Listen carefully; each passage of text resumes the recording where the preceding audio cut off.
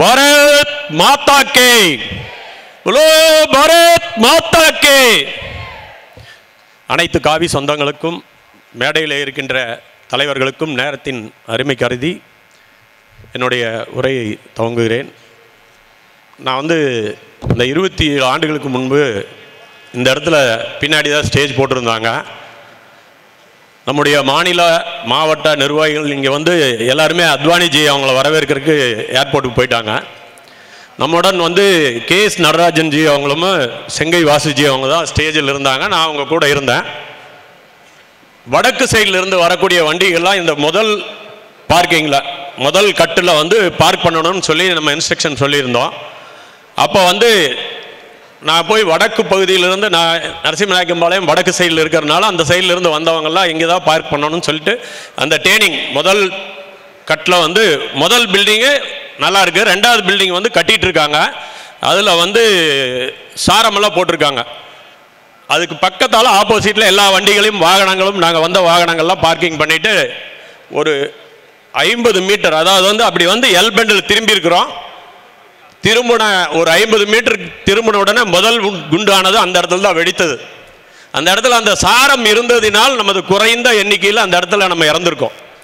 திரும்பி ஓடி போய் பார்க்கலான்னு திரும்பும்போது கரும்புகையானது கிட்டத்தட்ட ஒரு 100 அடிக்கு மேலே கரும்புகை, ஒரு 30 அடிக்கு இப்படி வானளாவி பறந்து இருக்குது. அந்த சாரமானது பிச்சுட்டு மேலே போயிட்டு இருக்குது. கூட கை காலுகள்லாம் பிச்சுட்டு போகுது. பார்த்துட்டு ஐயோட்டு ஓடுறான். ஆனால் ஒன்றை மட்டும் நான் கற்றுக்கொண்டேன். அந்த வயதிலே என்னுடன் வந்த அத்தனை பேருமே குண்டு வெடிக்குதுன்னு பயந்து யாருமே ஓடல. அத்தனை பேர் குண்டு வெடிச்சது கீழே விழுந்துடனே அந்த திசையை பார்த்து ஓடுனாங்களே ஒழிய யாருமே ஓடல. திரும்பி அவ்வளவு தைரியமா அல்லது எங்களுக்குள்ளார இருந்து ஒரு இதான் எனக்கு அன்னைக்கு தெரியல. அப்போ வாசுஜி அவங்க மைக்கில் சொல்றாங்க, அங்கே ஒரு டிரான்ஸ்ஃபாரம் வெடித்து விட்டது, எல்லாம் அமைதியா இருங்க, ஒன்றும் இல்லை அப்படிங்கிறாங்க. அதை கேட்ட உடனே நான் அங்கிருந்து ஓடி வரேன். இங்கே இந்த பேரிகார்டு போட்டு எல்லாத்தையும் மறைச்சு போலீஸு பாதுகாப்புக்கு ஸ்டேஜுக்கு நின்றுருக்காங்க. நான் ஏறினா அவங்க விடல. அப்போ மைக் பாடிட்டு இருக்கு. நான் ஏறி அந்த பேரிகார்டு மேலே ஏறி நின்று சத்தம் போடுறேன். வாசுஜின்னு சத்தம் போடும்போது மைக்கை ஆஃப் பண்ணிட்டு என்னன்னு கேட்குறாரு. அந்த இடத்துல வெடிகுண்டு வெடித்து நிறைய பேர் இறந்துட்டாங்கன்னு சொல்கிறான். அதற்கப்புறம் வாசுஜி சொன்னாங்க மைக் ஆன் பண்ணி, வெடிகுண்டானது வெடிச்சிருக்குது, நீங்கள் எல்லாம் பத்திரமா இருங்க, எல்லாரும் ஓரமாக ஒதுங்குப்புறமான இடத்திற்கு செல்லாதீங்கன்னு சொல்கிறாங்க. அந்த இடத்திலிருந்து நகர்ந்து இந்த ரைட் சைடில் இப்படி போகும்போது இந்த சந்தில் இரண்டாவது குண்டு வெடிக்கிறது. இரண்டாவது குண்டு இந்த இடம் வெடிக்கிறது. பயங்கரமான வெடி சத்தம். கைகால்கள்லாம் நடுங்குது. ஓடுகிறோம்.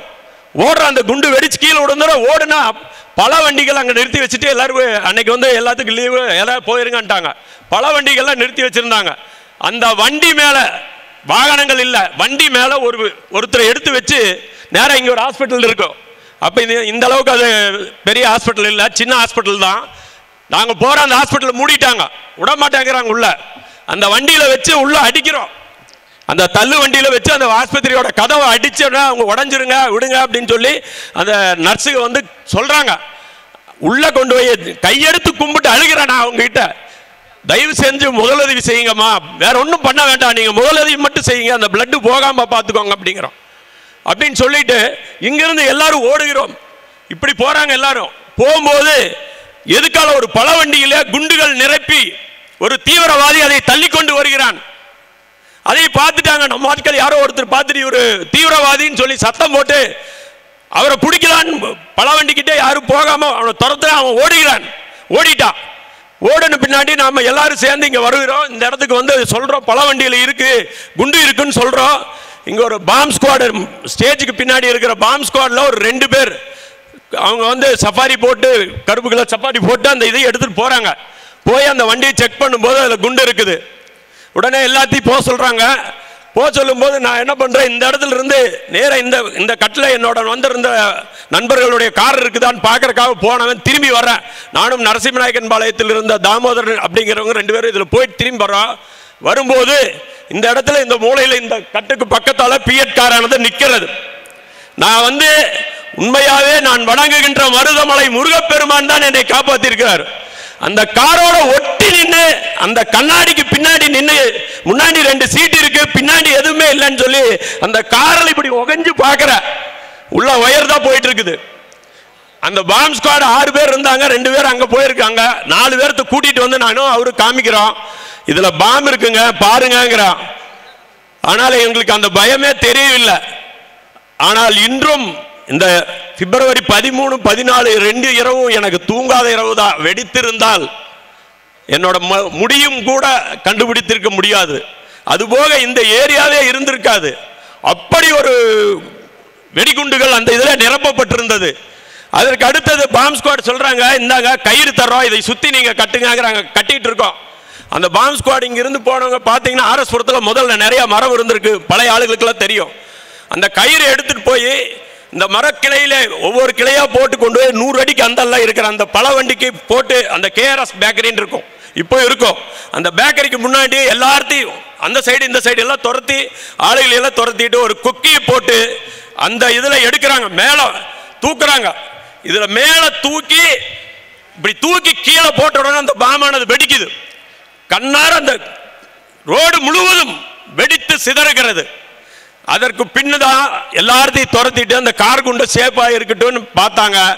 அத்தனை பேர்த்தையும் துரத்தின பின்னாடி நம்ம ஸ்டேஜில் ஒரே ஒருவர் மட்டும்தான் இருந்தார், செங்கை வாசுஜி. நான் அவரை கொண்டு போய் வீட்டில் விட்டுட்டு தான் வீட்டுக்கு போனேன். ஆனால் இன்றும் இந்த இயக்கத்திலே இருந்தவருக்கு ஒரே ஒரு காரணம் தைரியம் மட்டும்தான் எனக்கு வந்திருக்கு. பாம்பு வெடிச்சா எல்லாரும் ஓடுவாங்க, ஆனா நம்ம சகோதரர் யாருமே ஓடல. போலீஸ் துரத்துற வரைக்கும் ஓடவே இல்லை. வெடிச்சு கீழே உளுந்துடனே யார் உளுந்திருக்கிறா அவங்களை எல்லாம் ஆஸ்பத்திரி கூட்டிட்டு போகணுமேங்கிற எண்ணத்துலதான் அத்தனை பேரும் இருந்தோம் என்று கூறி வாய்ப்புக்கு நன்றி கூடி விடைபெறுகிறேன். நன்றி, வணக்கம்.